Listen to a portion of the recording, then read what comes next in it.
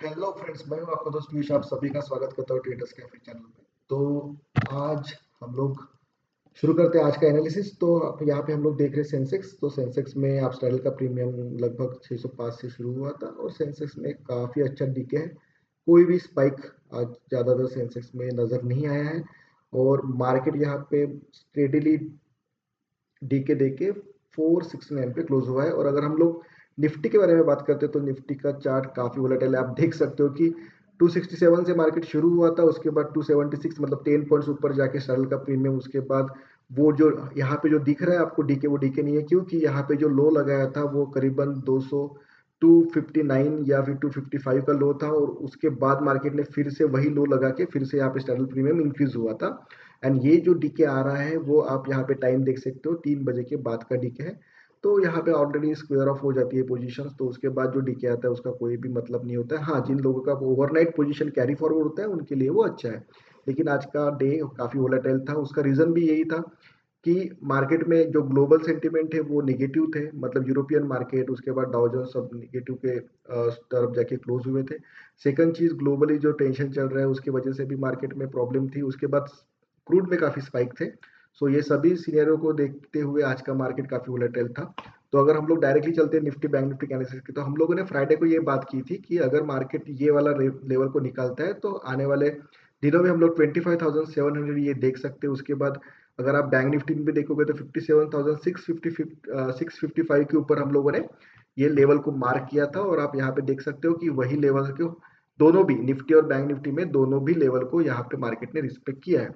तो ये जो है लेवल्स जो हम लोगों ने ड्रॉ किए थे वो अभी के लेवल नहीं है। आप हमारा पुराना वाला वीडियो, मतलब यूट्यूब पे जो फ्राइडे का वीडियो आप वहां पे जाके देखोगे तो हम लोगों ने यहीं पे लाइंस को ड्रॉ किया था। अगर हम लोग यहाँ पे निफ्टी के बारे में चल देखते हैं तो आज का डेली का कैंडल निफ्टी में किस तरीके से क्लोज हुआ है एक बार देखते हैं। तो यहाँ पे आप देख सकते हो बियरिश एंगल फिंग, इसे हम लोग कहते हैं। ये पैटर्न जो होता है ये बियरिश एंगल फिंग का पैटर्न होता है। मतलब यहाँ पे ये जब कभी भी पैटर्न बनता है उसका मतलब ये होता है कि जो प्रीवियस डे का जो भी बाइंग का मोमेंटम था आज के कैंडल ने उसको हक करके डाउन साइड में क्लोज किया, मतलब एंगल्फ करके। एंगल्फ मतलब होता है कि जितना भी पॉजिटिव मोमेंटम था उसको पूरा का पूरा खा लिया है आज के कैंडल ने। तो यहाँ से मार्केट रिट्रेसमेंट ले सकता है, इस तरीके का टेक्निकल एनालिसिस होता है। तो अगर हम लोग यहाँ पे लेवल दूसरा ड्रॉ करते कि कहाँ तक रिट्रेस हो सकता है, तो यही जो रेजिस्टेंस था प्रीवियस वाला, जो ये रेजिस्टेंस था, इसी के आसपास मार्केट यहाँ पे कंसोलिडेट होके, मतलब यहाँ पे पुल बैक करके मार्केट फिर से यहाँ पे ऑल टाइम हाई को ब्रेक, मतलब यहाँ पे ऑल टाइम हाई के पास जा सकता है क्योंकि ये कैंडल ही इस तरीके से बनी है। अगर हम लोग सेम चीज अगर बैंक निफ्टी के बारे में देखते हैं तो बैंक निफ्टी का डेली का कैंडल इस तरीके से है। तो ये कुछ बुलिश एंगल फिंग, बियरिश एंगल फिंग है नहीं। तो लेकिन यहाँ पे भी एक निगेटिव साइड मार्केट में मूवमेंट किया है। अगर हम लोग यहाँ पे निफ्टी को 15 मिनट के टाइम फ्रेम पे हम लोग लेके चलते हैं तो मैं आपको दिखा सकता हूँ कि आज क्या हुआ था। ओके, सो हम लोग अगर यहाँ पे देखते हैं तो इसको हम लोग ओपन इंटरेस्ट में देखते हो, अगर ओपन होता है तो। अदरवाइज मैं आपको नॉर्मल वाले चार्ट पे बताता हूँ। तो आप यहाँ पे देख सकते हो कि ओपन इंटरेस्ट का चार्ट ओपन हो चुका है। तो कंटिन्यूसली एक अपसाइड का मोमेंटम था मार्केट में। और मार्केट ने आज क्या किया है, हम लोग 5 मिनट के चार्ट टाइम फ्रेम पे जाके देखते हैं क्योंकि उसमें प्राइस एक्शन अच्छे से समझ में आ जाएगी। तो 5 मिनट के टाइम फ्रेम पे आपको क्या दिख रहा है कि फर्स्ट कैंडल ये काफी बड़ी निगेटिव बार कैंडल है। जब कभी भी बहुत बड़ी नेगेटिव बार कैंडल बनती है तो उसका अपने हाई और लो को मार्क कर लेना इस तरीके से।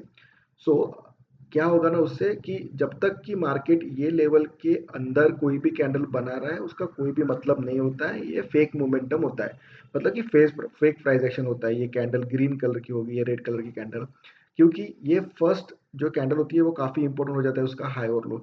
और आप यहाँ पे देख सकते हो कि प्रीवियस डे में फ्राइडे को क्या हुआ था, यहाँ पे कंसोलिडेशन था। मार्केट मतलब एक कंसोलिडेशन में बंद हुआ था और वहीं पे मार्केट आज ओपन हुआ है। तो फर्स्ट 5 मिनट का कैंडल काफी इंपॉर्टेंट हो जाता है। तो अगर हम लोग यहाँ पे देखते हैं तो आज अच्छा ट्रेड ये बन रहा था कि जब कभी भी मार्केट ने फर्स्ट अपना ही लो को ब्रेक कर दिया है तो हम लोग ज्यादातर रिट्रेसमेंट की बात करते हैं। रिट्रेसमेंट क्यों करते हैं हम लोग, क्यों वेट करते हैं यहाँ पे रिट्रेसमेंट का, कि अगर हम लोग डायरेक्टली इस ब्रेकडाउन के ऊपर अगर कोई भी ट्रेड लेता है डाउन साइड के लिए तो बहुत बार क्या होता है ना, यही से रिवर्सल होकर हमारे स्टॉप लॉस भी हंट हो जाते हैं। तो चलो मानते हैं कि हमें ये वाला रिट्रेसमेंट अगर नहीं समझ में आया तो हमें ये तो पता है कि यही से मार्केट यू शेप लेके अपसाइड के लिए गया था। ओके, ये डाउन साइड और फिर ये वाला यू शेप लेके ही मार्केट अपसाइड के लिए गया था। तो हमारे लिए अभी क्या हो गया है ना, करंटली ये हमारे लिए एक हाई सेक्शन, एक मिनट, ये हमारे लिए एक हाई हो गया। ओके, ये हो गया हायर हाई। उसके बाद यहाँ से मार्केट डाउन साइड के लिए आया, तो ये हो गया हायर लो। देन ये वाला हाई और ये वाला हाई, ये वाला हाई छोटा है, तो हम लोग इसको बोलेंगे लोअर हाई। तो जब कभी भी लोअर हाई होता है, इसका मतलब होता है कि ये स्ट्रक्चर डाउन साइड के लिए फॉर्म कर रहा है। तो ये हमारे लिए इंपॉर्टेंट लेवल हो जाता है कि अगर आपको नहीं समझ में आ रहा है कि ये रिट्रेसमेंट है या नहीं है, तो आप ये वाला लेवल क्रॉस करने के बाद भी आप ट्रेड ले सकते हो। तो आप देख सकते हो जब कभी भी मार्केट यहाँ पे आया तो उसने ये वाला लेवल को ब्रेक नहीं किया, फिर से यहाँ पे रिट्रेसमेंट देके कहाँ तक गया, वहीं तक गया जहां पे हमारा लोअर हाई है। अगर मार्केट ये वाले लोअर हाई के ऊपर अगर जाता तो थोड़ा स्ट्रक्चर हम लोग कह सकते हैं कि चेंज हो रहा है, लेकिन मार्केट ने क्या किया, यही लोअर हाई को रिस्पेक्ट करके नीचे आया, मतलब यही लोअर हाई अभी भी इंटैक्ट है, मतलब मार्केट डाउन साइड के लिए जा सकता है। जब कभी भी ये प्रीवियस वाला लेवल, मतलब ये जो स्विंग होता है वो काफी इंपॉर्टेंट होता है। जब कभी भी ये स्विंग ब्रेक करता है मार्केट यहाँ पे, तो हमें कंफर्म हो जाता है कि जो स्ट्रक्चर फिलहाल बना है वो अभी लोअर लो का स्ट्रक्चर है, मतलब कि एक पुल बैक का या फिर डाउन साइड का स्ट्रक्चर है। ये हमें कंफर्म होता है जब कभी भी प्रीवियस वाला स्विंग मार्केट डाउन साइड को तोड़ता है। तो ये जो प्रीवियस वाला स्विंग था, इसको मार्केट ने यहाँ पे डाउन साइड में उसको ब्रेक किया है और फिर मार्केट यहाँ पे डाउन साइड के लिए गया है। तो हम लोगों ने फ्राइडे को भी यही बात किया था कि 25,600 700 का आपको ओपन इंडेक्स दिख रहा है, लेकिन हम लोगों ने ये भी कहा था कि अगर मार्केट 25 मतलब प्रीवियस वाले डे का अगर हाई को निकालता है तो ऑल टाइम हाई तक जाने के लिए उसको कोई नहीं रोक सकता, क्योंकि वहां पे नेगेटिव सेलिंग कुछ थी नहीं। ये जो कुछ भी आज मार्केट में स्ट्रक्चर नजर आ रहा है डाउन साइड का या फिर पुल बैक का, ये ओवरऑल सिनेरियो होता है जो ग्लोबल मार्केट में आया है, उसी को रिस्पेक्ट करके मार्केट ने डाउन साइड का पोजीशन किया है। लेकिन हमें अगर ट्रेड लेना भी है या फिर आपको अगर मार्केट में व्यू भी बनाना है, तो आपको सबसे पहले इंपॉर्टेंट ये है कि आपको एक स्ट्रक्चर फॉर्म होने होने का वेट करना पड़ेगा। अगर स्ट्रक्चर फॉर्म नहीं हुआ, जैसे कि मान लेते हैं कि ये एक स्ट्रक्चर है जिसका आपने हाई और लो को मार्क कर दिया, अभी मार्केट अगर इसके बीच में यहाँ कहीं पे ऐसे कुछ तो कर रहा है, ये कुछ काम की प्राइस एक्शन नहीं है, क्योंकि ऑलरेडी ये हाई और ये एक लो है। जब तक के लिए नेक्स्ट टाइम ये हाई को अगर मार्केट ब्रेक नहीं करेगा, तो कोई भी अपसाइड का स्ट्रक्चर फॉर्म नहीं होने वाला है।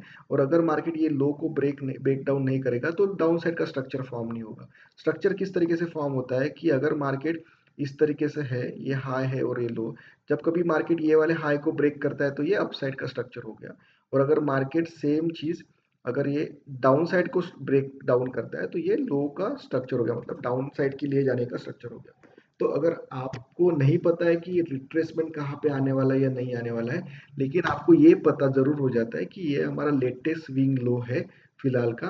अगर मार्केट इसको ही ब्रेक डाउन करता है, इसका मतलब मार्केट का स्ट्रक्चर फिलहाल के लिए वीक हो चुका है।